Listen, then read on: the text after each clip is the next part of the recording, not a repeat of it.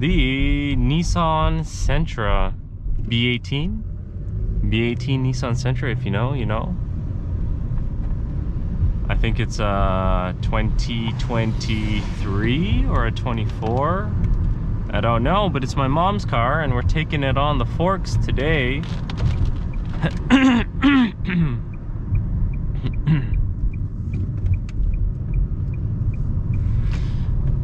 And we're gonna give it a little rip. And it's thoroughly green. I'm sure these trees and grass love this rain.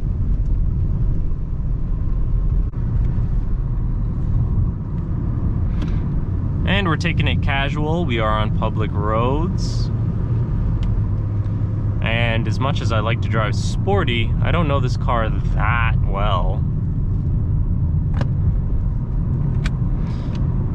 And yes, I am maneuvering the gearbox in the CVT.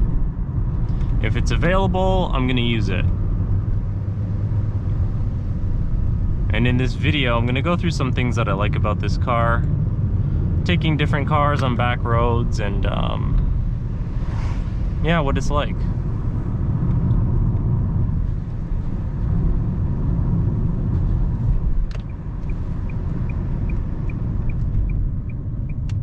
Came across a snapping turtle on my U-turn.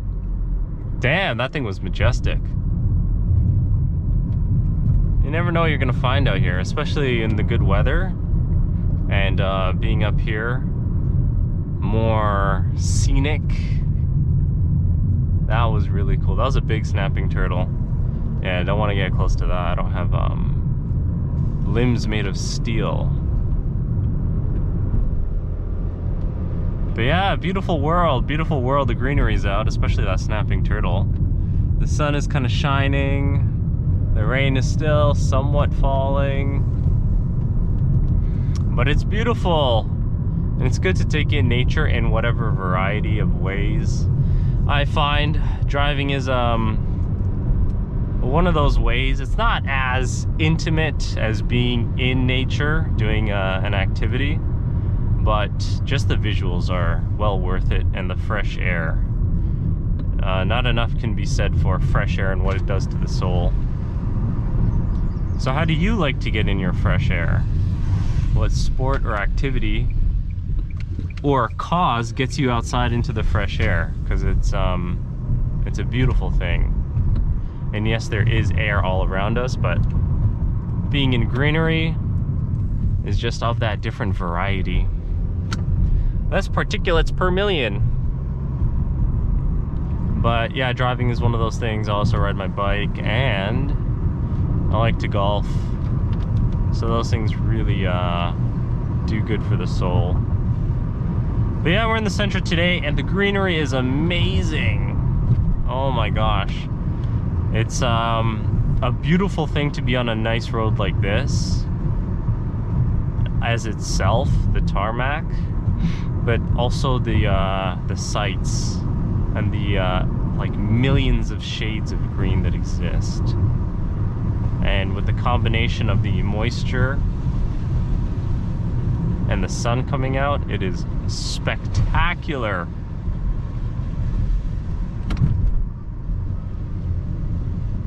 But yeah, we're in the Sentra today and it's doing pretty well. I like driving this car. And if you've driven maybe some different cars of this class, you might have an idea of how these cars perform. But I think this car is super underrated in terms of, like, I like the steering feel in this. It's definitely not one of those pinky finger parking lot movability type of steering racks. This has definitely got some weight on it for steering feel.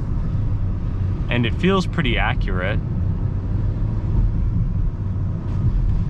And I obviously have to compare it to the Mini because that's where I spend most of my driving time. So it's not as communicative in terms of steering feel, of what the front tires are doing, but input-wise, it is incredible. Oh, we got some construction going on here. Good to be mindful of that. And I feel like I could place this thing on the line on the line, this line, that line. That also has to do with awareness of where the tires are and how big the vehicle is. And the steering wheel itself is pretty sick. I don't know if you could tell what's going on here, but this is pretty sporty. Like, these notches here at the 9 and 3 are like, this is really good. Some of the best I've felt. Sure, it doesn't have paddle shifters, which would make it like a 10 out of 10, but this flat bottom does very well, and I do like holding the bottom of a steering wheel when I'm being casual. But yeah, this 9 and 3 grip is phenomenal. The only thing about the steering wheel is the material. So I've noticed that a lot of newer cars are going with like somewhat of a synthetic material, and it can be kind of slippery if it's not soft enough or whatever the material is. This is very hard. It's like a hard rubber, it seems like.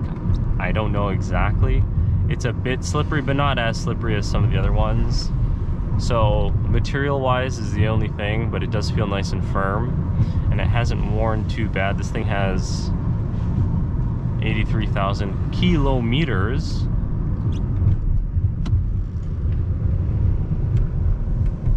Which may be in the 40 to 50s miles, 50,000 miles for our American fan base. So like I said, yeah, this is the CVT Nissan 2-liter. So aspects about the transmission and drivetrain, all I gotta say is that this thing moves. For a small 2-liter economy car, this thing moves very well.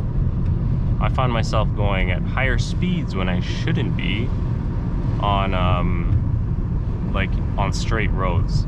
Part of that is because it feels really smooth. The car's like, it might be a newer car thing, but a lot of cars just feel very easy to drive, smooth and comfortable, without a doubt. And because it's a CVT, it does maybe a synthetic kind of a down gear. So there's no real jerk, but you'll see the RPMs kick up and stuff. But it just moves. It just moves once you put the pedal down a little bit. It does its little synthetic down gear type of a thing, and it just pulls so good. A lot better than what I know a 4-cylinder to be. And especially in the Mini Cooper where I gotta rev that thing out, this thing doesn't have to get going, which is pretty cool.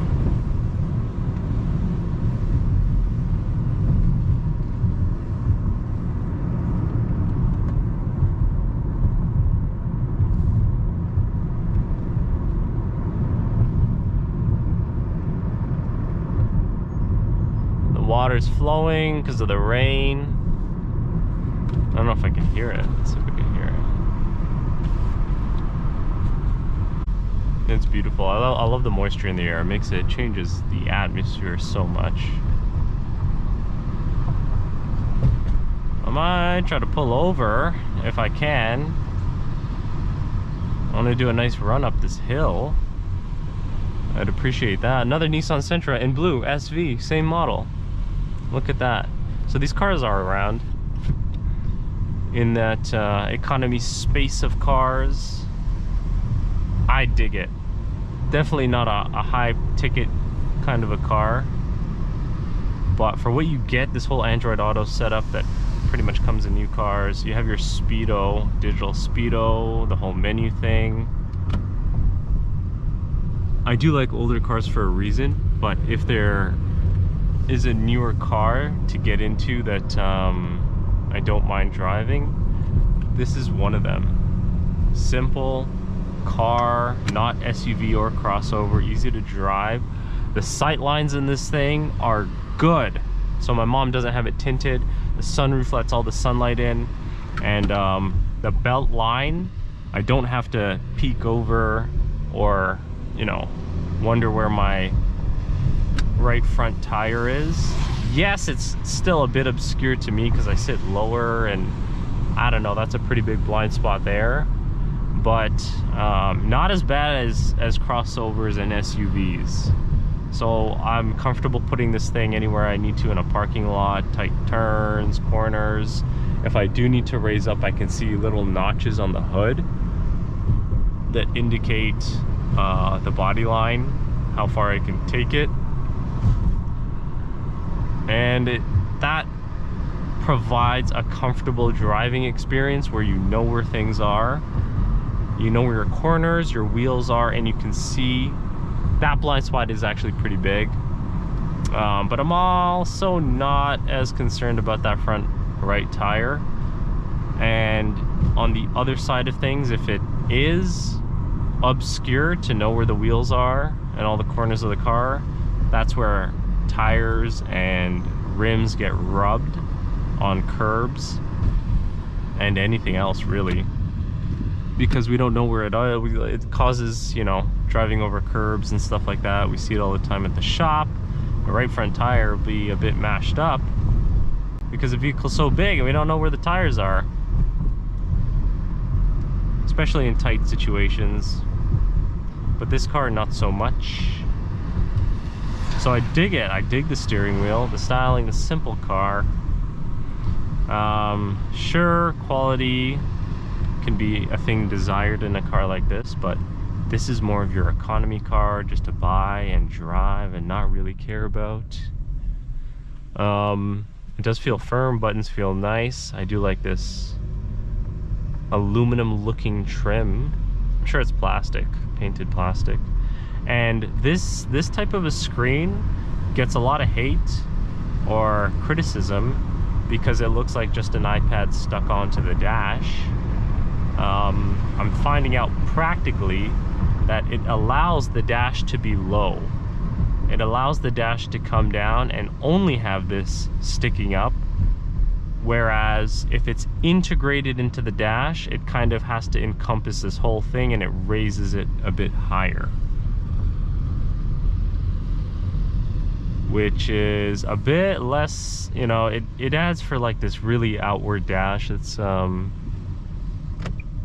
kind of in your face, and it takes away from your sight lines over the car. So I do appreciate this iPad style stuck on kind of a screen, and I actually like this over the integrated one because of that smaller dash, more room for visibility, more room for just your legs and to breathe. I feel like cars are trying to wrap around our whole body and become like a bionic car integrated with the human, and so tight, and everything's like everywhere. This whole shift knob, this column area is just high, everything's wrapped around and tight, and there's no space to breathe even. It's like a bionic AI car that wants to integrate into you. And sure, that can provide a nice feeling for driver's cars where you want to feel one with the car, nice and tight. But for the most part, no, I want some space and some breathing room from the car. And this provides a good medium. I do find that. iPad screen, simple dash, it's slim, it goes inward, and yeah, enough room to breathe. It doesn't feel cramped in here, even though it is a compact car. And it does have a manual analog parking brake. Not here, it's down by the foot, but it's still the ratchet style It's not an electric one. So I do appreciate those little things. Although it's a newer car, it has things that satisfy my regular car needs.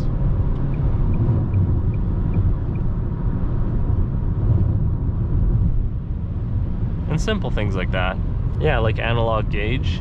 Sure, the digital dash is cool, but you know, a nice little analog stick. I do like that. I do like looking at my miles per gallon, liters per 100 kilometer stats. to know, just to know. Yeah, sure, I don't always hypermile it. It is possible. But just to have an idea of gas mileage and usage, I like that benefit of newer cars.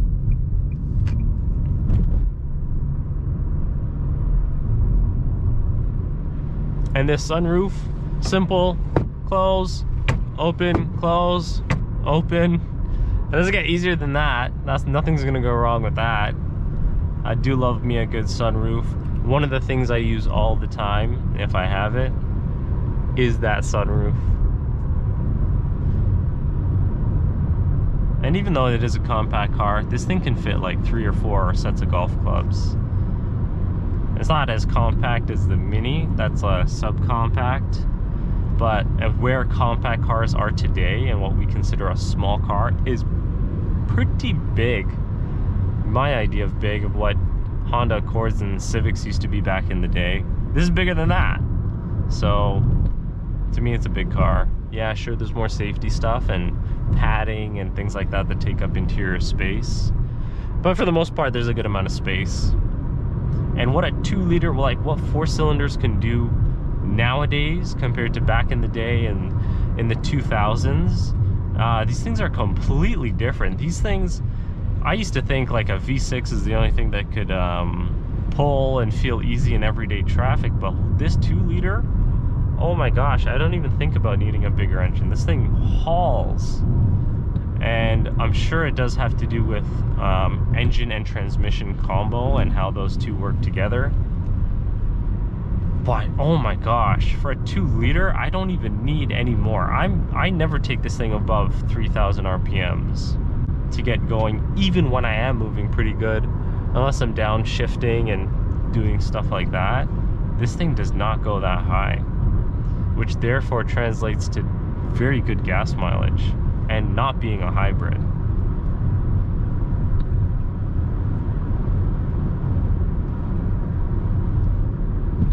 So that's a little rundown on the Nissan Sentra.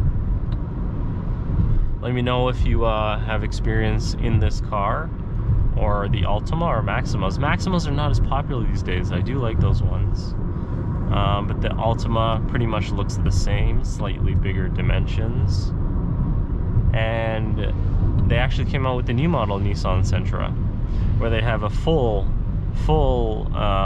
LED screen, similar internal bits. I don't know exactly of the details, but it is a full redesign, maybe same internals of transmission and engine, because it works pretty solidly. And if you have any experience in any of those cars or any other Nissans, it's not a Z car or a GTR or a Skyline, but I do enjoy it, and I do enjoy the steering feel. One of the main things about this car that provides some satisfaction, and the simple amenities of today's cars and what we get in a new car today as standard is totally surprising to me, because I still live in the 2000s era of best cars. But what we get today, in those days, you would not find for under like 80,000, 100,000, and now they're just here in your most basic, one of the cheaper cars, brand new on the market. So I find that really cool. Share your thoughts, your ideas, what you think about these cars, newer cars in general, and they're just simple features that you get in a new car today. Would love to hear your opinion on it, what you drive and what you like about your own car. Would absolutely love to hear it. Feel free to share, drop a comment, and we'll take care until next time.